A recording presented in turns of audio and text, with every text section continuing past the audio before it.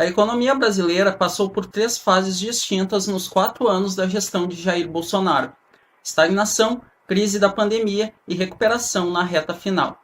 O ex-presidente deixou o comando após um governo turbulento, marcado pela pandemia da Covid-19 e os efeitos causados pela guerra da Ucrânia. E se Jair Bolsonaro tivesse ganhado a eleição? Quais foram os prós e contras do seu governo, principalmente para a economia, e o que ele ainda tinha a oferecer?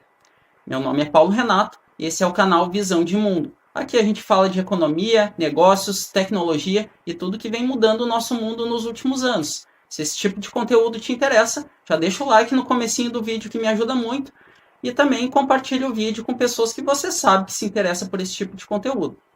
E se você é novo por aqui, considere se inscrever e ativar o sininho, que a gente traz conteúdo novo todo domingo às 7 horas da noite, tá bom? A propósito, esse vídeo aqui, ele é a ideia de um inscrito. Ele deixou aí nos comentários, tá?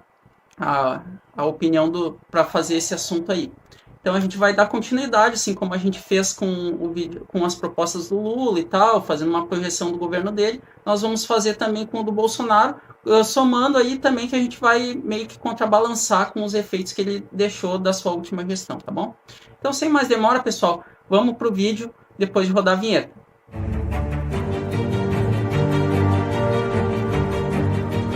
A primeira fase que a economia brasileira passou na gestão de Bolsonaro compreendeu o primeiro ano do seu mandato, 2019.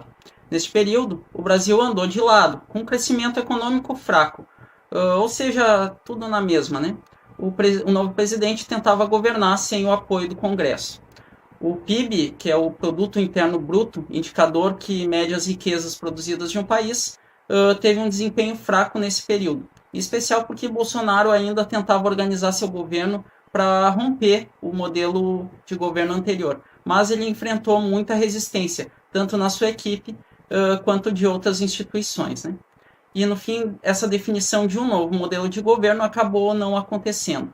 E para atrair investimento privado, claro que é sempre preciso ter estabilidade e regras claras de governo, né? E essa era a intenção do governo do Bolsonaro desde o início, mas ele acabou não conseguindo isso de início.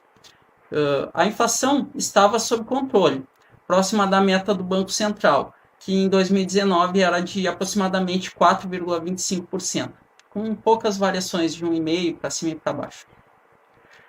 A taxa de desemprego estava em relativa estabilidade também, ali na faixa dos 12%, com poucas variações. Também a maior conquista da gestão de Jair Bolsonaro está também nesse período, que é a reforma da Previdência. Não vou entrar em detalhes, tá bom, sobre essa reforma, pessoal, para a gente não se estender muito, mas caso vocês queiram saber mais sobre ela, é só deixar a sugestão aqui nos comentários que futuramente eu posso fazer um vídeo para falar mais sobre reforma da Previdência. Sobre outras coisas também, reforma trabalhista, enfim, o que vocês quiserem que a gente fale, cite aqui, coisas que a gente fale, que vocês queiram saber mais, pode deixar a ideia de conteúdo, tá bom? Bom, os cálculos eram que a reforma da Previdência, ela traria aí uma economia superior a 800 bilhões de reais aos cofres públicos, em um período de aproximadamente 10 anos. O economista Otto Nogami, ao falar da reforma da Previdência, ele deu um tom relativo ao sucesso dessa reforma. Ele disse o seguinte, abre aspas, a reforma da Previdência é um legado, sem dúvida, mas totalmente desidratado. O que se pretendia era uma economia de 1,3 trilhão de reais, ficaram em 800 bilhões. E agora, com essas medidas populistas do governo, a situação vai se agravar. Tudo que foi feito em matéria de reforma da Previdência está indo ralo abaixo, fecha aspas. Bem, entre as medidas populistas citadas por Nogami, está o pagamento de R$ 400 reais do Auxílio Brasil em 2022. Logo após a eleição, ainda em 2018, o ministro da Economia, Paulo Guedes, falou também sobre a possibilidade de zerar o déficit primário do governo, ainda em 2019. O resultado primário, ele se refere à diferença entre o que o governo arrecada e suas despesas, tá bom? Na conta não entra o pagamento dos juros da dívida pública. Ou seja, quando o governo é deficitário, isso significa que ele está gastando mais do que ele arrecada. Ou seja, o Brasil estava constantemente gastando mais do que arrecadava. Em função da crise de orçamento iniciada lá no governo Dilma, o governo chegou a ter esse déficit em 2,6% do PIB em 2016. E essa conta não foi zerada em 2019, tá? Como queria a Guedes. E ainda foi preciso elevar os gastos em 2020 por causa da pandemia. E em 2019, esse déficit ficou em 1,3% do PIB, apenas 0,4% a menos que em 2018, quando esse resultado foi de 1,7% do PIB. A segunda fase começa com a pandemia, no início de 2020. O país caiu em recessão, o desemprego subiu e muitos perderam sua fonte de renda. E o impacto na pobreza só não foi maior por causa do auxílio emergencial. O espaço para planejamento ele acabou se reduzindo e o foco ficou mais em apagar o incêndio do que propriamente construir algo aí no longo prazo. A inflação em 2020 ainda estava sob controle, dentro da meta prevista pelo Banco Central, que era de aproximadamente 4%, com variações de 1,5% para cima e para baixo. Porém, em 2021, mesmo com a vacinação avançando e a economia voltando aí à atividade normal, os preços saíram do controle. Muito em resultado da desorganização das cadeias produtivas e de logística e dos rigorosos lockdowns na China, que é uma das maiores economias aí do mundo. Ela é muito influente, negocia com quase todos os países do mundo. Quem nunca comprou aí um made in China, né? Então, com essa economia da China aí fechada, isso impactou no mundo todo. A inflação desse ano, ela ficou em 10,06%, muito acima da meta do Banco Central. Com restrições sanitárias e o fechamento do comércio, o desemprego também foi às alturas, chegando a bater 14,9%. Outros indicadores também, como a fome e a pobreza, também tiveram expressiva piora nesse período. A terceira fase foi de recuperação, com crescimento econômico, queda do desemprego e aumento da renda da população. Isso aí já no ano de 2022, que foi o último ano da gestão de Bolsonaro. O movimento acompanhou a retomada de outros países e foi acelerado também em nível nacional por um grande pacote de gastos públicos e redução de tributos. Porém, a alta dos preços continuou em 2022, agravado pela guerra na Ucrânia. O conflito fez o preço dos combustíveis disparar. Devido à proximidade da campanha eleitoral, Bolsonaro articulou e aprovou aí no Congresso um limite de 17% para o ICMS, né? Que é o imposto estadual, e esse limite de 17% aí aprovado era para os combustíveis. Esse imposto ele varia de estado para estado e chegava até 34% no Rio de Janeiro. O presidente também isentou os combustíveis de PIS e COFINS, que são tributos federais, e promoveu seguidas trocas aí no comando da Petrobras, para pressionar aí a estatal para adotar alguns parâmetros que fossem mais favoráveis para o consumidor. E as medidas elas fizeram um efeito. O preço dos combustíveis caiu significativamente e a inflação começou a recuar já no segundo trimestre de 2022 e fechou o ano em 5,79%. Mas depois de um governo conturbado, pessoal, em que ficou muito difícil de avaliar o trabalho aí do Bolsonaro e da equipe dele, como seria se ele tivesse continuado no poder? Já pensou? Para tentar fazer essa projeção, a gente vai analisar o plano de governo dele, que ele fez aí em 2022 para enfrentar o Lula e os outros candidatos. Mais especificamente, a gente vai falar das propostas voltadas para a economia, tá? Que é mais o que a gente trata aqui no canal. E entre as principais propostas do Bolsonaro, né, foram 15 mais ou menos que ele listou ali como as prioridades dele, tem 5 propostas que são voltadas para a economia, e são essas aí que a gente vai analisar. Proposta número 1, abre aspas, avanço e consolidação das políticas de geração de emprego e renda, fecha aspas. Bom, nesse sentido, galera, o Bolsonaro pretendia apostar aí na manutenção da nova legislação trabalhista aprovada, que foi a reforma trabalhista do Temer, lá em 2017. Essa reforma, ela flexibilizou as relações trabalhistas e ajudou aí na geração de emprego, tá? Então, também não vamos entrar muito em detalhes aí sobre reforma trabalhista, mas se quiserem, deixem ideia aí de vídeo para a gente falar sobre reforma trabalhista, tá bom? Como eu já falei. O Bolsonaro também prometeu a geração de mais de 6 milhões de vagas de emprego no seu próximo mandato, mas não disse como ele pretendia fazer isso. Outra medida também nesse sentido era a formalização dos trabalhadores informais através de alternativas contratuais inteligentes, que reconheçam a realidade desses trabalhadores nas regiões em que eles vivem, incluindo aí trabalhadores por aplicativos e trabalhadores rurais.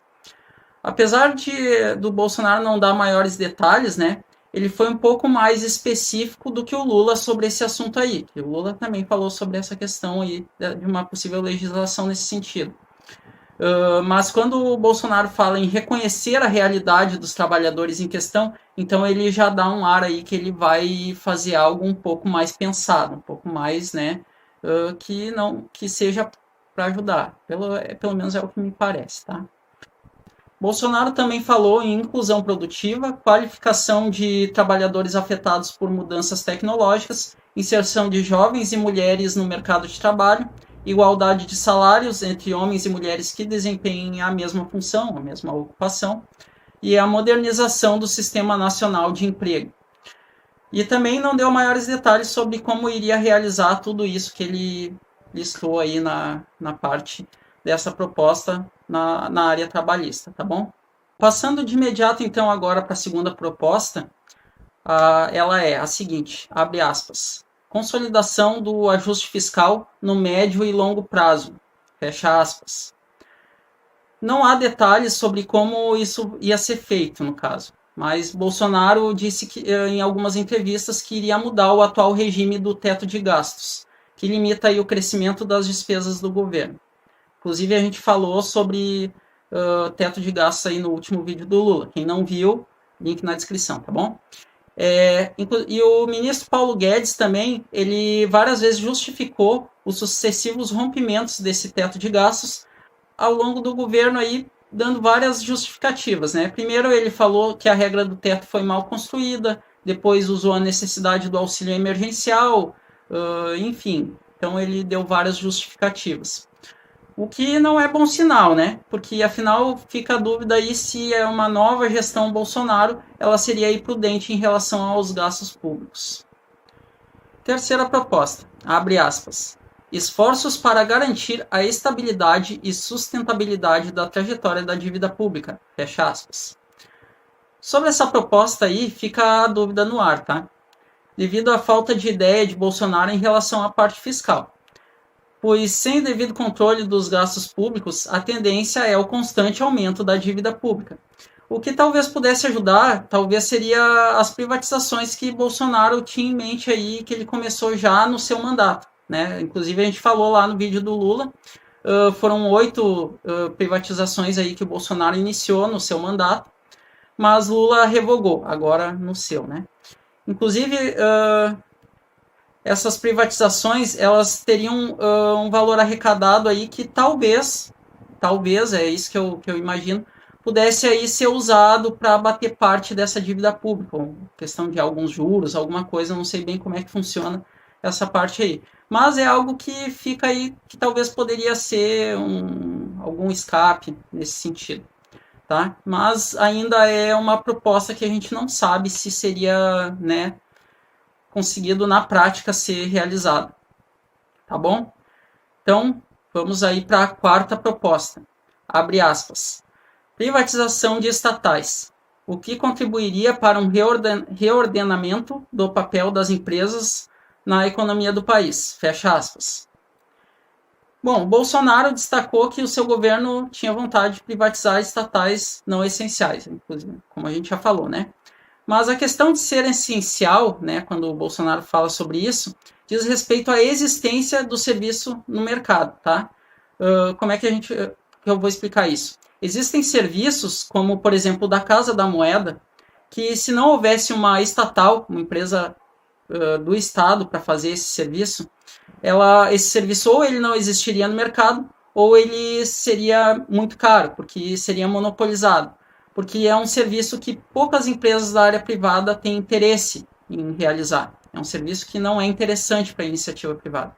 Então, é isso que o Bolsonaro fala sobre quando ele fala em privatizar estatais não essenciais. As estatais não essenciais são aquelas que têm interesse da iniciativa privada, ou seja, elas não são essenciais para serem empresas do Estado.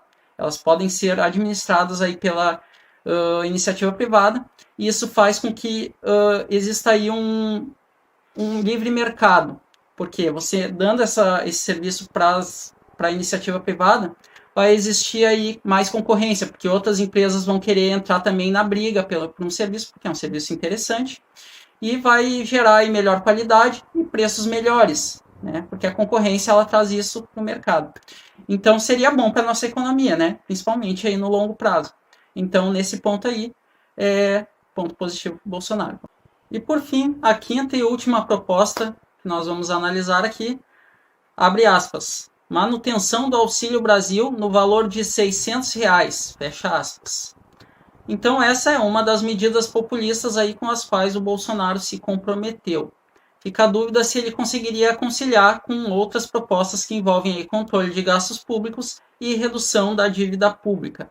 Para quem não sabe, o Auxílio Brasil aí, falado é o antigo Bolsa Família, né? Que o Lula agora está trazendo de volta. Então, o Bolsonaro tinha aumentado de 400 para R$600 e ele simplesmente ia manter esse valor. Bom, no final, entre prós e contras aí do governo Bolsonaro e de uma próxima gestão dele, caso ele tivesse vencido a eleição, fica a impressão que ele tenta ir num caminho certo, né? Mas que na maioria das vezes ele não sabe muito bem o que fazer para trilhar esse caminho. Tipo, ele tenta atirar e ir pro lado certo, mas sem muita precisão. Pelo menos é a minha impressão, tá, pessoal? Mas o que você acha? Qual é a sua percepção sobre a economia de Jair Bolsonaro? Deixa a sua opinião aí nos comentários, tá bom? Também deixa novas ideias aí de conteúdos que vocês gostariam de ver aqui no canal, principalmente sobre macroeconomia, tá bom? E, pessoal, a questão dos comentários, vamos cuidar aí, a questão dos comentários aí muito voltados para opiniões e ideologias políticas, que isso aí pode complicar para mim aqui, senão se o pessoal começar a ficar muito